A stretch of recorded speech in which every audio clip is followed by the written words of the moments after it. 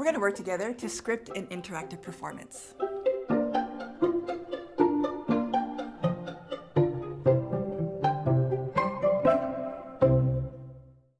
Once you've formulated your line of inquiry, you'll start outlining your script. The first thing to include in your outline is an introduction. Everyone in the group will want to say their name and instrument and perhaps include a short playing excerpt.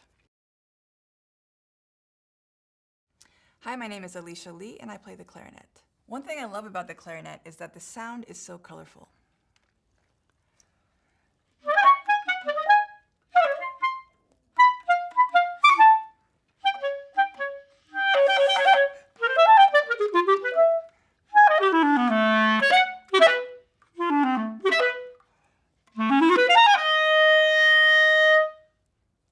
Next, you'll draft your listening activities.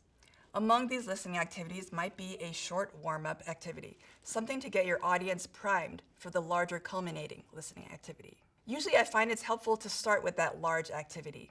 This will be the longest portion of the script and really the meat of the presentation. After your listening activities, you'll want to figure out the end of the show. Usually this means 1 or 2 reflection questions, followed by a time for the audience to ask you, the performers, some questions. Finally, include a summary of the performance that covers what was learned. You might consider stating the answer to your line of inquiry. Since the culminating listening activity is the main part of the presentation, I thought I would go through how I would script this. I'm going to use Olivier Messiaen's Abyss of the Birds in this example. My line of inquiry is, how does Olivier Messiaen use inspiration from a poem to achieve the feelings of both loneliness and hope in his piece, The Abyss of the Birds? Here, my entry point is a poem that Messiaen wrote during his time in a prisoner of war camp. Let's take a look at the poem that inspired the piece. The abyss is time, with its sadness, its weariness. The birds are the opposite to time.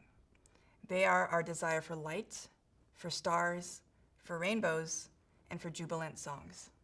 I'm going to identify some words in this poem that inspire either loneliness or hope. The first one that strikes me is abyss. The next one is birds. Birds were the antidote to his loneliness, so I think that's pretty hopeful. Now, how do we relate this to music? Let's go back to the things an audience can do. This could mean having the audience vocalize sounds inspired by the words. It could mean singing the words in a way that characterizes the words musically.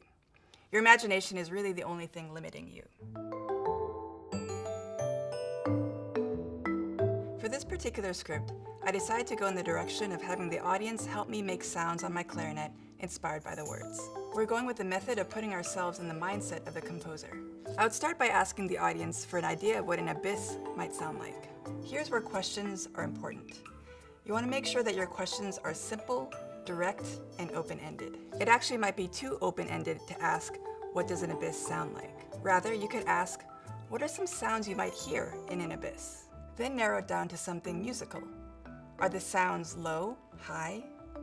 Are they short? Should they move around quickly or slowly? With each suggestion, I would try something on the clarinet, and then I would ask for help to refine it until we reach something that sounds like an abyss. I would then follow the same process for birds, but now that we've done it once, I would move through it a little faster. Rather than asking for some sounds that birds make, I would just jump right into the musical part. Should I play high notes? Should the notes move smoothly or restlessly? This is what we call scaffolding. Remember that scaffolding is the idea that we should start with ideas and questions that put everyone on the same level. After I've created a library of sounds with the audience, I would ask them for their help in putting the sounds in order to give the piece a beginning, middle, and end. Then I'd perform this version of Messiaen's Abyss of the Birds. Following that would come the performance of the actual piece written by Messiaen. Once you've designed the culminating listening activity, you would then start building out the rest of your script. I like to write out everything from the beginning, starting from walking on stage and the introductions. Remember that as you start scripting this out, think about who your audience will be. For example, you'd probably address an audience of 5th graders differently than you would an audience at a retirement home. As you get more comfortable with interactive performing, it's likely that you'll not actually read from your script. However, going through the process of writing every word that you intend to say is invaluable.